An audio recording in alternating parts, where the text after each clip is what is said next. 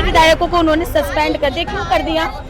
वो अपने हित की मांग करते हैं, लोग सस्पेंड कर देते हैं, वो हित की मांग करते हैं, वो सस्पेंड कर देते हैं। लोकतंत्र की उन्होंने बिल्कुल हत्या कर चुकी है। अपनी मर्जी का बजट पेश करेंगे, लेकिन जनता के मुद्दों उठाने वाले विधायकों को आप सड़क का रास्ता दिखाएंगे, सस्पेंशन देंगे उनको, तो ऐसा बजट किस काम का? अभी तो देखिए विधानसभा प्रीमिसेस से बाहर कर दिया, कल को बोलेंगे विधानसभा से बाहर हो जाओ, परसों बोलेंगे दिल्ली से बाहर हो जाओ। किस तरीके की सरकार चल रही है, हमारी तो समझ से बाहर है। इतना परेशान कर दिया, 1 साल के अंदर उन्होंने सिवाय परेशान करने के अलावा दिल्ली की जनता के लिए उन्होंने कुछ भी नहीं किया है। मैं एक महिलाओं की परेशानी वो समझ नहीं रही है।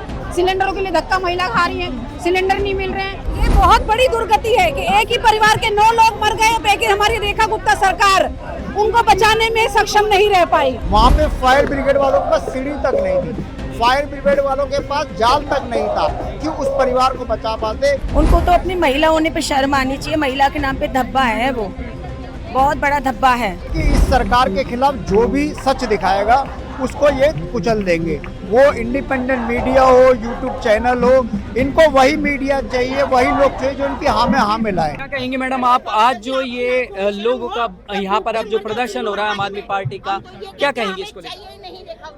मैं क्या कहूँगी, डिजिटल इंडिया की मोदी जी बात करते हैं, सीएम जी डिजिटल इंडिया की बात करते हैं, महिलाएं धक्के खा रही हैं, सिलेंडर नहीं मिल रहे, राशन कार्ड बंद है, पिंक टिकट उनकी बंद कर दी गई है, तो इससे ज्यादा बुरा हाल और क्या होगा। जी, महिला मुख्यमंत्री खुद इस टाइम दिल्ली में है और उसके बाद में कहीं ना कहीं ये जो हालतें हैं देखने को मिल रही हैं।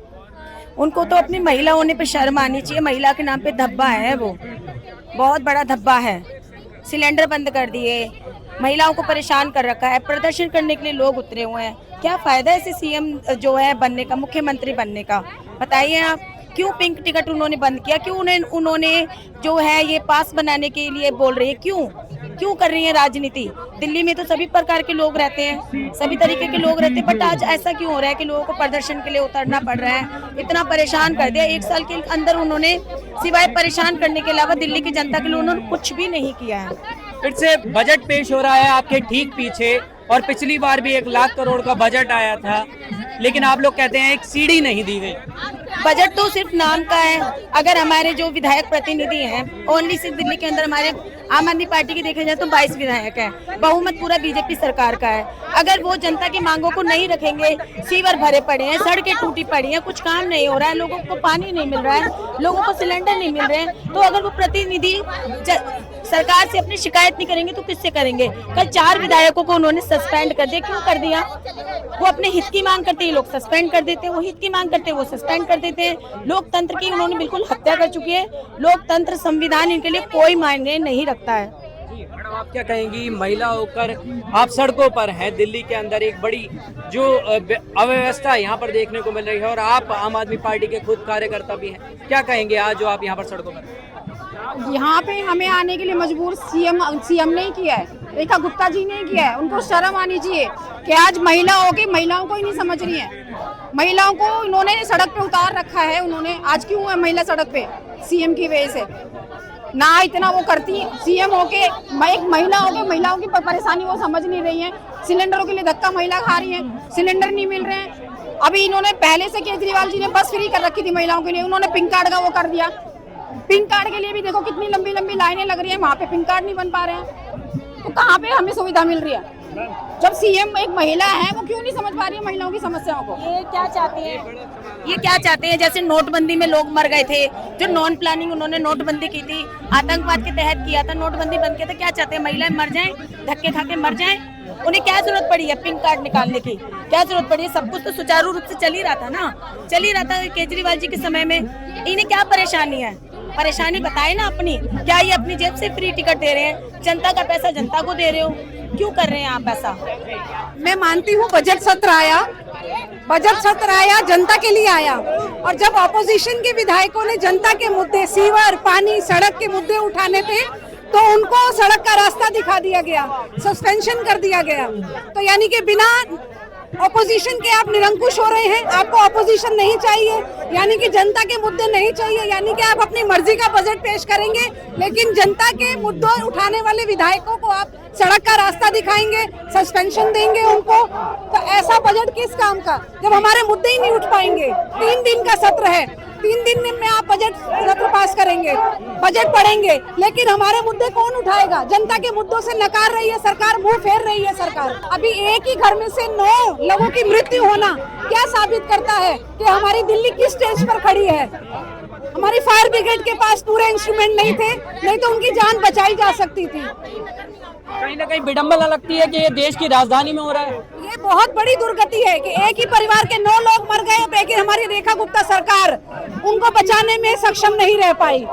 हमारा फायर ब्रिगेड नाकाम रहा, फायर सेफ्टी टूल्स नाकाम रहे, दिल्ली पुलिस उनके अंडर आती है, क्राइम रेट बढ़ चुका है। बताइए रेखा गुप्ता कहाँ स्टैंड कर रही है? क्या कहेंगे भैया, एक और बजट चल रहा है और दूसरी ओर आम आदमी पार्टी का बड़ा प्रदर्शन है, विपक्ष, मजबूत विपक्ष जिन्हें दिल्ली का समझा जाता है, वो सड़कों पर है। भारतीय जनता पार्टी ने अलोकतांत्रिक तरीके से हमारे 4 विधायक सस्पेंड कर दिए। हमारी डिमांड ये थी कि चारों विधायकों का सस्पेंशन रिवोक होना चाहिए, लेकिन जो स्पीकर साहब हैं विजेंद्र गुप्ता साहब लगातार अलोकतांत्रिक व्यवहार अपना रहे हैं। हमने उनसे कहा लेकिन उन्होंने बात नहीं मानी, और हमने ये भी कहा कि स्पीकर साहब विधायकों का काम, ये जनप्रतिनिधि हैं, इनका काम है सदन में जाके अपने क्षेत्र की, अपनी विधानसभा की आवाज़ उठाना, लेकिन स्पीकर साहब उनको विधानसभा प्रीमिसेस में भी अलाउ नहीं कर रहे। अभी तो देखिए विधानसभा प्रीमिसेस से बाहर कर दिया, कल को बोलेंगे विधानसभा से बाहर हो जाओ, परसों बोलेंगे दिल्ली से बाहर हो जाओ। किस तरीके की सरकार चल रही है, हमारी तो समझ से बाहर है। आज भारतीय जनता पार्टी की सरकार बजट पेश कर रही है और बड़ी बड़ी बातें करी कि 1 लाख करोड़ रुपए का बजट है। अभी हमने देखा कि पालम में बहुत बड़ा दर्दनाक हादसा हुआ, वहाँ पे फायर ब्रिगेड वालों के पास सीढ़ी तक नहीं थी, फायर ब्रिगेड वालों के पास जाल तक नहीं था कि उस परिवार को बचा पाते। फायर ब्रिगेड और दिल्ली सरकार की नाकामी के चलते 9 लोगों की जान। एक बड़ा सवाल ये भी आ जाता है, उत्तम नगर के अंदर एक के बाद एक 3 बड़े मामले आ जाते हैं। इसमें प्रशासन की मुस्तैदी तो कहीं पर दिखाई नहीं दी। जहां एक बड़ी सरकार दिखाई जाती है, बड़े वहां पर दावे किए जाते हैं कि अब दिल्ली के अंदर आपको बजट लाया गया है, वहीं 4 इंजन की सरकार है, ट्रिपल इंजन की सरकार है, लेकिन धरातल पर कुछ ऐसा नजर नहीं आता। देखिए सरकार पूरी की पूरी तरीके से फर्जीवाड़े की सरकार है। इस सरकार के चलते दिल्ली का हर आदमी दुखी है। पिछले 1 साल में सरकार ने कुछ नहीं किया, सिर्फ झूठी बातें, झूठे आंकड़े, झूठा बजट, फर्जी बजट, इसी काम में रेखा गुप्ता जी लगी है। पूरी की पूरी सरकार फर्जीवाड़े में लगी है। और जब से ये सरकार आई, आप देख रहे होंगे दिल्ली के अंदर छोटी मोटी कम्युनल वायलेंस की घटनाएं हो रही हैं। ये लोग चाहते हैं कि लोग रियल इश्यूज पे बात ना करें, लोग हिंदू मुसलमान लड़ाई झगड़े इन्हीं में उलझे रहे। ये लोग नहीं चाहते, इनके प्लान तरीके से करवाते हैं। जैसे उत्तम नगर में हादसा हुआ और उसके बाद पूरी की पूरी भारतीय जनता पार्टी, इनका इकोसिस्टम इसी काम में लग गया कि किस तरीके से इस आग को भड़काया जाए, किस तरीके से दिल्ली में दंगे कराए जाए, किस तरीके से लोग रियल इश्यूज पे बात ना करें। अगले महीने से दिल्ली की बिजली महंगी होने वाली है, दिल्ली में पानी नहीं मिल रहा, दिल्ली में गंदे पानी की सप्लाई हो रही है, दिल्ली में स्कूलों के काम खत्म हो गए, दिल्ली में अस्पतालों में दवाई नहीं मिल रही, मोहल्ला क्लिनिक बंद हो गए, मोहल्ला क्लिनिक हजारों लोगों को नौकरी से निकाल दिया। डीटीसी बस जब इनको दिखाया जाता है तो उत्तम नगर से एक वाक्य और सामने आया, जो इंडिपेंडेंट मीडिया इनको दिखा पा रही थी, उनमें 40 मीडिया को, जो यूट्यूबर चैनल थे, उनको डिटेन कर लिया गया। सर पूरे दिन उन्हें रखा गया। देखिए इस सरकार के खिलाफ जो भी सच दिखाएगा उसको ये कुचल देंगे। वो इंडिपेंडेंट मीडिया हो, यूट्यूब चैनल हो, इनको वही मीडिया चाहिए, वही लोग चाहिए जो इनकी हाँ में हाँ मिलाए। निष्पक्ष मीडिया इनको नहीं चाहिए, इसलिए मीडिया चैनल्स को, यूट्यूबर्स को इन लोगों ने जेल में डालने का काम करा।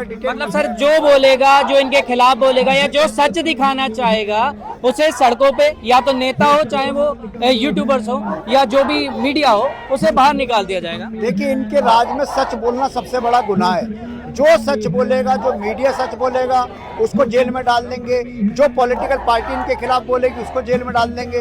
जो पॉलिटिकल लीडर इनसे सवाल पूछेगा उसको जेल में डाल देंगे। जो अधिकारी इनकी नहीं सुनेगा, जो अधिकारी इनके कहने से मनमाने तरीके से काम नहीं करेगा, उस अधिकारी की ट्रांसफर कर देंगे, उसे सस्पेंड कर देंगे, उसे टर्मिनेट कर देंगे। ये सरकार पूरी की पूरी तरीके से गुंडागर्दी की सरकार है, ये लुटेरों की सरकार है, चोरों की सरकार है, तानाशाह की सरकार है। आप देख रहे हैं नेट्रिक न्यूज, साहस सच कहने का।